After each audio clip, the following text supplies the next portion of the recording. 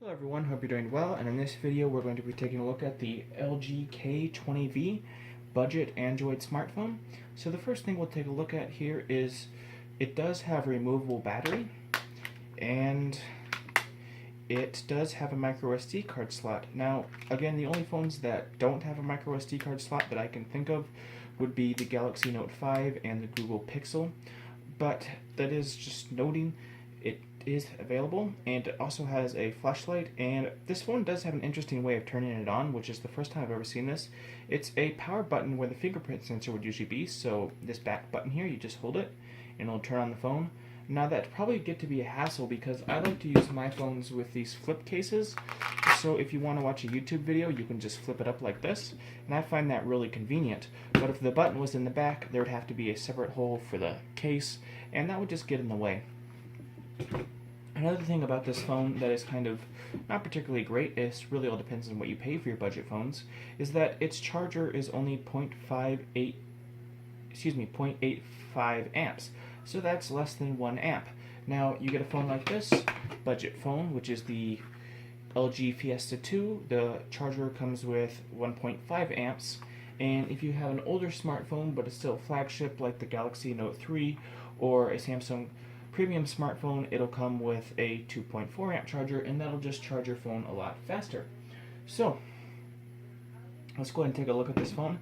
Now this phone used to be my grandma's phone, but it's very unreasonable to expect someone in the 90s to be able to use a smartphone, let alone Android. So she is not going to use this phone anymore, and I am going to take a look at it before we send it back, which we can't actually do, which I'll get into later, because of another reason about Verizon, which I very don't like. So it only has a 720p screen, which is standard for a budget phone.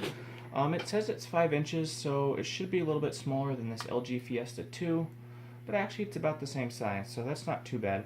So it has about the right screen size, the phablet, which I think is the best form factor for general purpose use on the phones.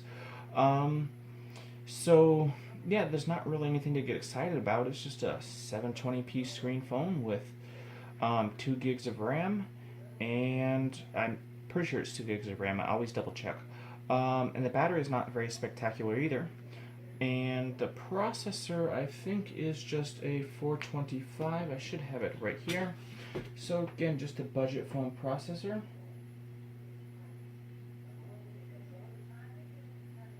And the battery is not even particularly great. The version of Android, we'll check that real quick.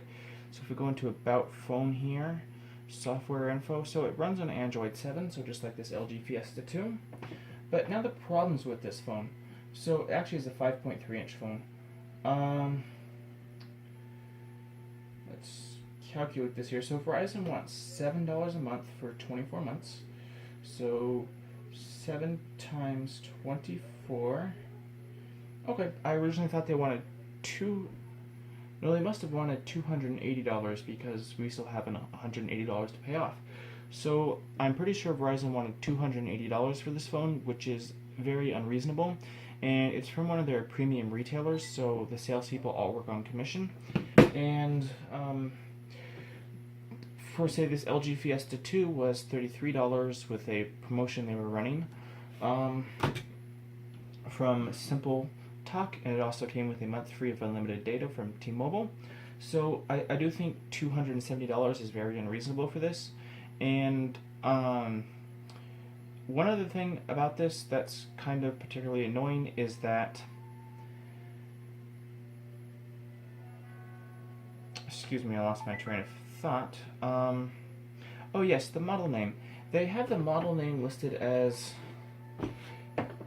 LG K20V, and that's really confusing, or it's not, I mean, it could be confusing. It did confuse me at first because I thought this was the LG V20 when I first heard about it, that the phone my grandma got, and I was like, oh, that's pretty cool, she got an LG V20, but it's the LG K20V, which is a completely different phone. The LG V20 is a 2016 flagship phone, so it's got a 2K screen, 4 gigs of RAM, it has dual screen, it has a second special screen up here, has dual camera, just an amazing phone, I think. It is getting older, I don't have mine yet, mine's in the mail. but that is kind of deceptive name, and I don't think LG actually would do this. This is just postulating here, but I think it's probably some marketer at Verizon, because I think Verizon is one of the worst companies. So I think some marketer at Verizon purposely mixed the names very close and kind of pressured LG to make the model names close, so people had heard the LG V20 was a good phone, and then they'd see K20 and they said, oh, get it, and Verizon only pays, what, $30 for the phone, if that, $25 to manufacture it, maybe a little more, and they end up profiting $250. You know, the sales commission person probably gets $30 or something to that effect. I'm not actually sure the rates. And then, you know, the store takes a cut, and then Verizon corporate gets a huge cut, which is probably like $150, $120, $100, something like that, for each sale of this budget phone, which should only cost about maybe $50 to $80 max. And I know that's more than this LG Fiesta 2, but this LG Fiesta 2 was on a promotion. But there's no reason this phone should cost $280. That's just ridiculously overpriced. If you have any questions or comments, go ahead and leave them below, and I'll respond. Thanks for watching. Hope this helps.